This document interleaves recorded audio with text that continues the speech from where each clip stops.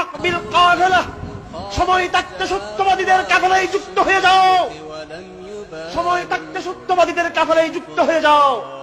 এই কাফেলা নিঃসন্দেহে ইমাম মাহদীর কাফেলা, এই কাফেলা হযরত ঈসা আলাইহিস সালামের কাফেলা।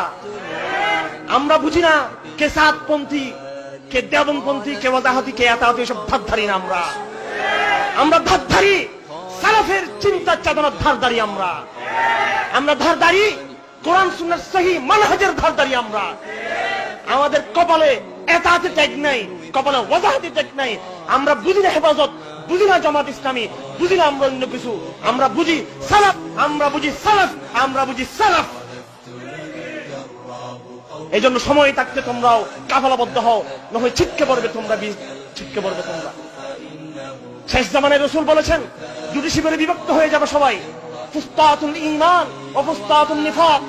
একটি শিবির থাকবে ঈমানের শিবির, আরেকটি খিমা থাকবে মুনাফিকের, নেফাকের শিবির থাকবে, নেফাকের তাবু থাকবে। ফয়সালা নাও, কোন শিবিরে কোন তাবুতে তুমি অবস্থান করবে। তুমি যখন ঈমানের তাবুতে অবস্থান করবে, কিছু পরীক্ষায় তুমি নিক্ষিপ্ত হবে, আশেপাশে তুমি আনসার পাবে না, কিন্তু জেনে রাখো এটা ঈমানের শিবির, ঈমানের তাবু। এটা নেফাকের তাবুতে জনসমর্থন পাবে, মানুষ পাবে, অনেক কিছু পাবে তুমি, কিন্তু সেটা ধূলিসাৎ হয়ে যাবে শেষ পরিণতিতে। সেটা ঈমানের ঠিকানা নয়, সেটা নেফাকের ঠিকানা। সেটা তোমাকে ঈসা পর্যন্ত পৌঁছাবে না তোমাকে কখনো, সেটা তোমাকে দাজ্জাল দিকে তোমাকে নিয়ে যাবে। আমার এই কথাগুলো আমার কি আবেগ, ইমোশনের কথা, নাকি মহানবী সাল্লাল্লাহু আলাইহি ওয়াসাল্লাম যে ভবিষ্যৎবাণী করেছেন সেই ভবিষ্যৎবাণীর কথাই আমি আপনাদেরকে বলছি। সেই ভবিষ্যৎবাণীর কথা আব্দুল্লাহ আজ্জাম রাহমাতুল্লাহ তাআলা আলাইহি ডাক দিয়েছিলেন। নাম আবার বলছি আমি, আব্দুল্লাহ আজ্জাম রাহমাতুল্লাহ ডাক দিয়েছেন, ডাক দিয়ে শহীদ হয়ে গেছেন।